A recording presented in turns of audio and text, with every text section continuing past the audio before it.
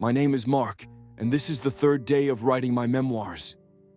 In the last part, I wrote about how I faced a difficult situation while saving my fellow soldier who is now fighting for his life with his last strength. Today, something happened that no one expected. Listen to the end, it will be very interesting. It had only been a day since the helicopter carried Alex away, but it felt like a lifetime. The silence left in his absence was louder than the shelling beyond the hills. His cot remained untouched, his gear still stacked in the corner of our bunker, as if he might walk back in at any moment with that same tired smirk and a sarcastic remark about the food. But he didn't walk back in. And the longer the silence stretched, the heavier it weighed on me. I sat with my back against the cold sandbag wall, fingers clenching a half-empty canteen. Around me, the others moved with practiced efficiency, loading weapons, checking supplies, murmuring to each other about the coming mission. I couldn't focus. My mind was a mess of images. Alex bleeding out, the panic in my voice calling for a medic, the helicopter lifting into the smoke-filled sky. "Mark," someone called. It was Jackson. He knelt beside me, brow furrowed, voice low. Orders came down. We're moving out again. Harris wants us at the front in 20. I barely nodded. My body moved on instinct, grabbing my pack, slinging my rifle over my shoulder, but I felt like a hollow shell. I followed the others toward the trucks, boots sinking into the mud like the weight of everything tried to pull me down. "You good?" Jackson asked again, climbing into the transport beside me. His voice wasn't just checking on a comrade. It carried genuine concern. I didn't answer right away. I didn't know how. Finally, I said, "Feels wrong, leaving without knowing." He sighed and nodded slowly. "Yeah, it always does." The truck lurched forward, taking us away from what little safety the rear lines offered. The trees blurred past as the engine groaned. Nobody spoke. There was nothing to say. Only the thrum of tires and the thought that maybe, just maybe, I'd already lost more than I realized. Captain Harris rode in the lead vehicle. He hadn't said much since the evacuation. I couldn't read his expression earlier. It was like stone. But something told me he felt it too. He'd known Alex longer than any of us. As the front drew nearer, the smell of smoke and damp earth thickened. The distant thunder of artillery reminded us that waiting wasn't over. It never was. A lull just meant the storm was building. I clutched my rifle tighter. I didn't know what waited out there, but part of me had already stopped caring, because I was tired. Tired of wondering who would be next. And yet, I moved forward. The moment we disembarked, the world shifted back into sharp edges and urgency. The trench line ahead looked barely held together. Scarred earth, twisted metal, and sandbags stacked like a desperate prayer. Officers barked orders, runners darted between dugouts, and everywhere, the air buzzed with the low hum of tension. I followed Jackson and the others to our assigned position. Captain Harris was already there, studying a crude map on the hood of a mud-streaked vehicle. He looked up when he saw us and gave a nod, acknowledging our presence, our readiness, or maybe just that we were still breathing. But my mind was miles away, still with Alex, still on that stretcher, still under the whirling blades of that evac chopper.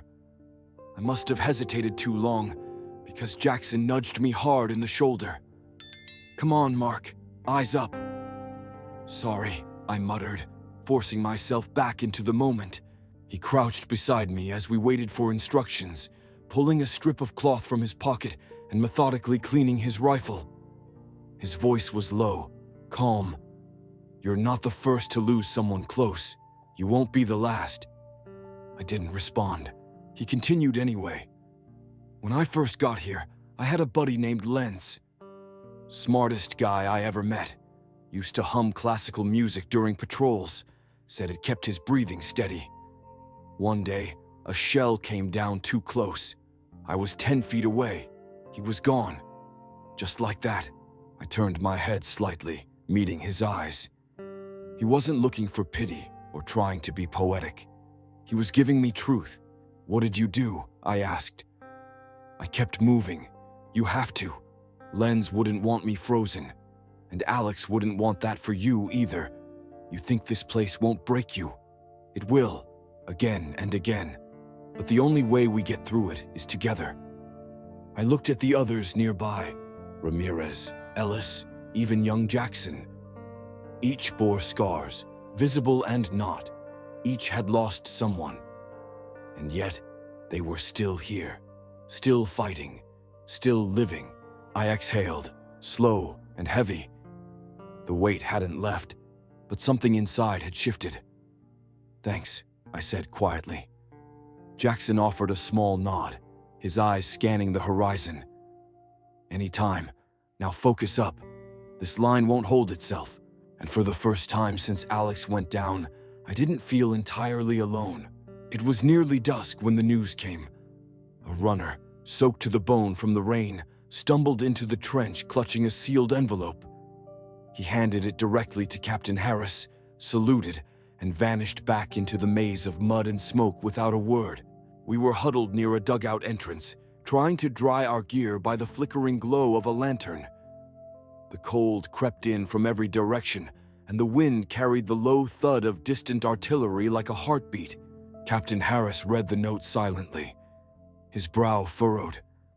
Then, slowly, his eyes lifted, and for the first time in days, they didn't carry weight. They carried something else. Relief. "It's from Medical Command," he announced, voice steady but different now, gentler. "Alex made it. The surgery was successful. They got to him just in time.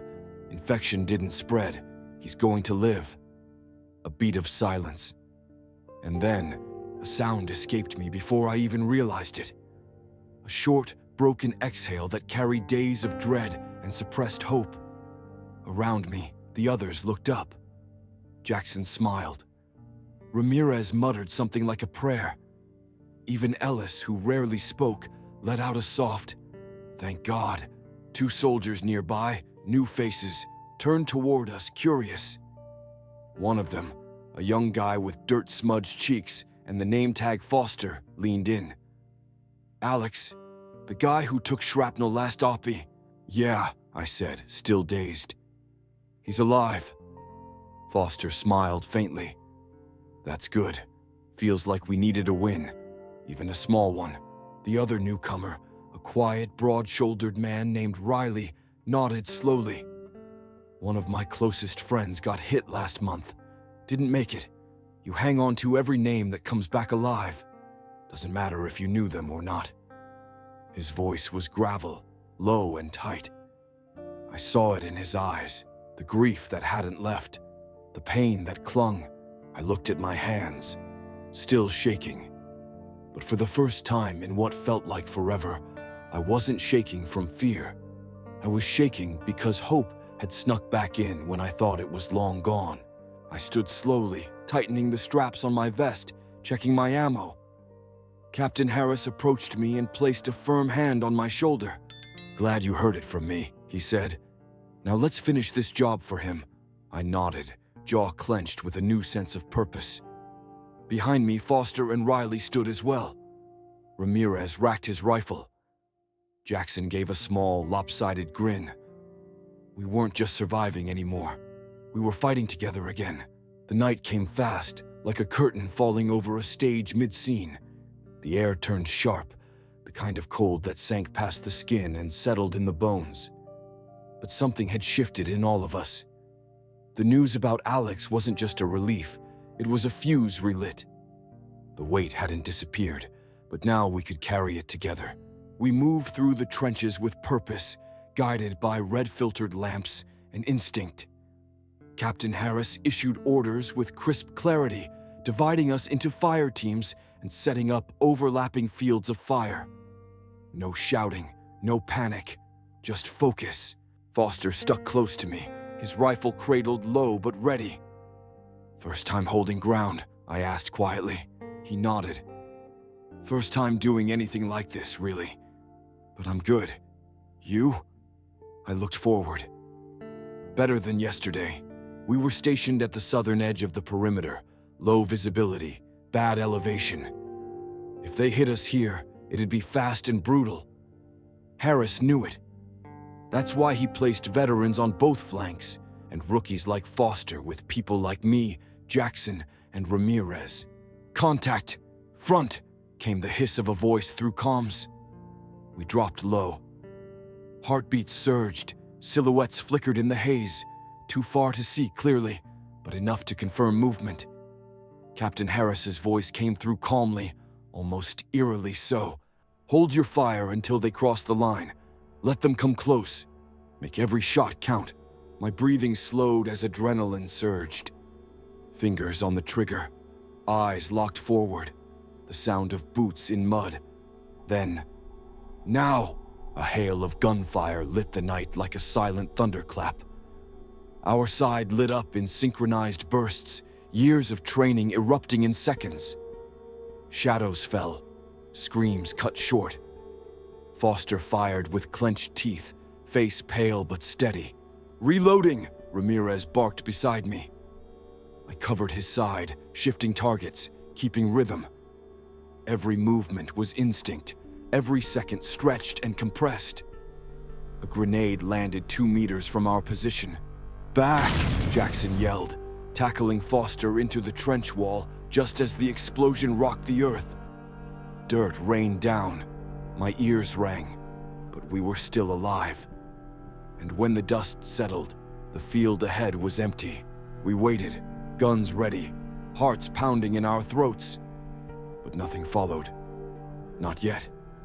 Captain Harris's voice came through again, quieter now. "Clean sweep, minimal resistance, no casualties. Well done." Foster looked at me, eyes wide. "Did we just win?" I didn't answer. Something in the way they pulled back felt too easy. Riley muttered from down the line. "That wasn't a push. That was a test." He was right. I could feel it in my chest. They weren't done. Not even close. The trench was quiet again. But it was the wrong kind of quiet. The kind that felt stretched, unnatural, like the world was holding its breath before something worse. We reloaded in silence. No one said it, but we all felt the same thing. That fight had ended too cleanly, too early. Jackson broke the tension.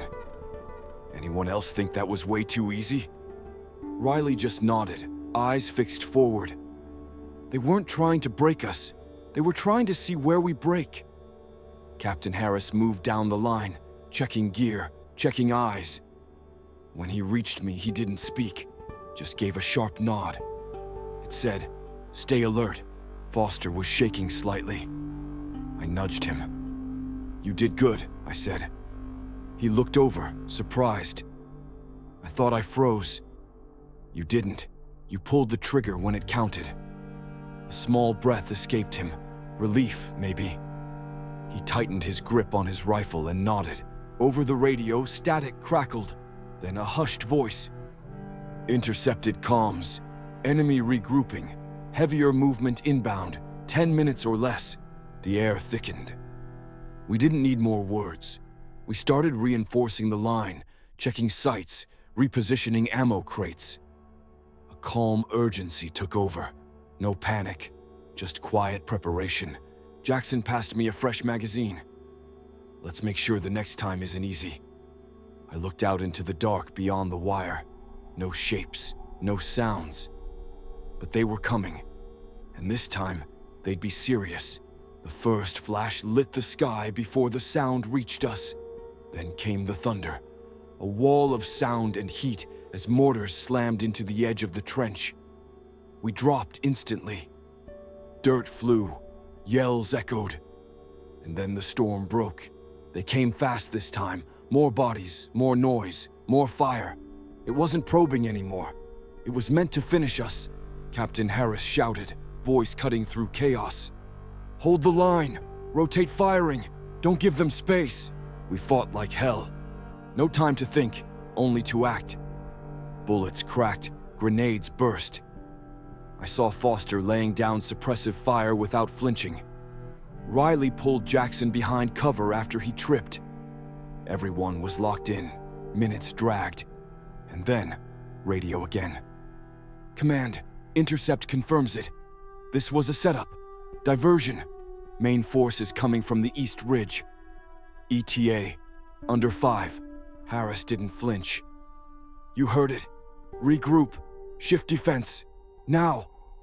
We moved fast, sprinting through mud, lungs burning, hearts thundering. We weren't just reacting, we were adapting. We were ready. As we took position along the eastern bank, I caught Harris's glance. For a second, just a second, there was a spark of pride in his eyes. I adjusted my scope, exhaled slowly. They thought we'd break, I muttered. Let's prove them wrong. And in the dark, we waited. Ready. My name is Mark, and I am ready for the most hellish fight no matter what.